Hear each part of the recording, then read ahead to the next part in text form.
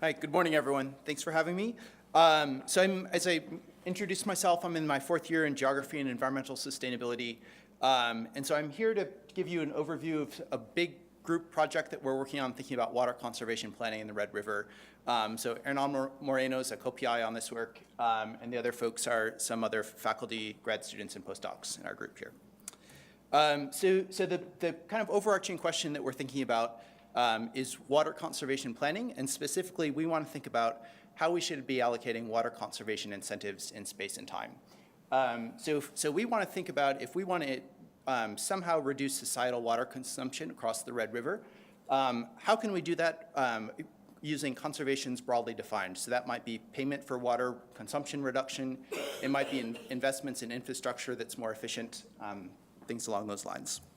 Okay. So we're fortunate to be building on some pretty sophisticated data sets and models that have been developed for the basin by many of the folks in this room. So we're building on some work done by folks at the Climate Adaptation Science Center and elsewhere on campus using downscaled climate models and hydrologic modeling to predict future water availability for the Red River Basin. On top of that, we've also done some projections of future societal consumption across the basin. And so one of the first things we can do is we can intersect those projections of water availability and demand and say something about future hotspots of water conflict across the basin. The next thing we can do, and this is starting to think about water conservation incentives, is we can say, let's say we've got a model that has all of the major water users in the basin. We can make decisions about how those folks should be storing water in the reservoirs or letting it go downstream. Using that model, you can kind of play with your different weights and priorities and say, let's figure out what we should do with our water across the reservoirs in the Red River if we want to prioritize societal water goals, or if we want to prioritize environmental water goals. And at every point in between, we're basically tracing out the trade-off between meeting our societal water goals and our environmental water goals. Okay? So the next thing we can do with this model is we can start to ask questions about how we should be allocating water conservation incentives in space and time.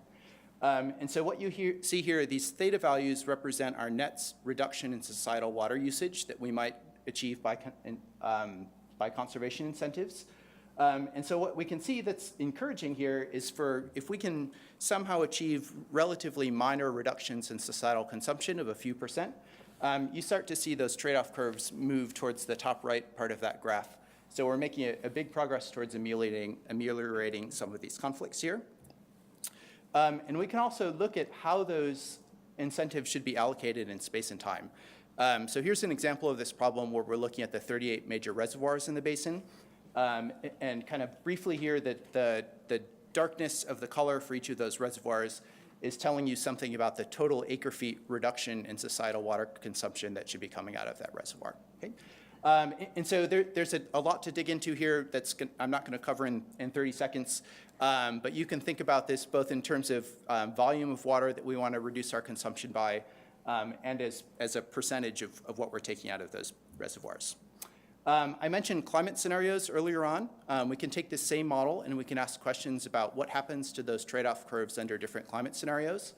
And so this is from a paper that our postdoc Rachel Fovarg is leading.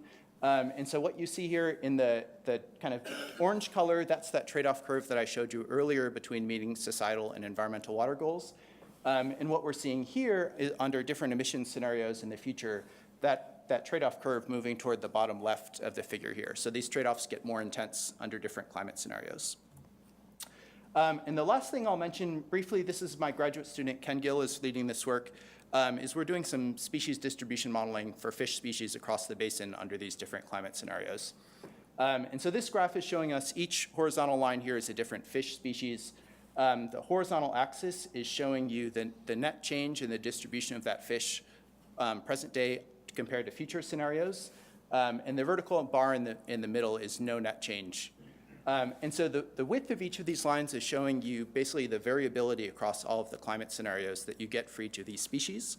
And so the two take-home points here are that you see some species on average are going to do a little bit better, the majority are going to do worse. But we also see that across species, you've got huge divergence in how much uncertainty there is about their future distributions under climate scenarios. And so we're just starting to think about kind of questions where you intersect some of these water resources planning questions with species diversity questions related to conservation planning. 5 seconds over. All right, thank you.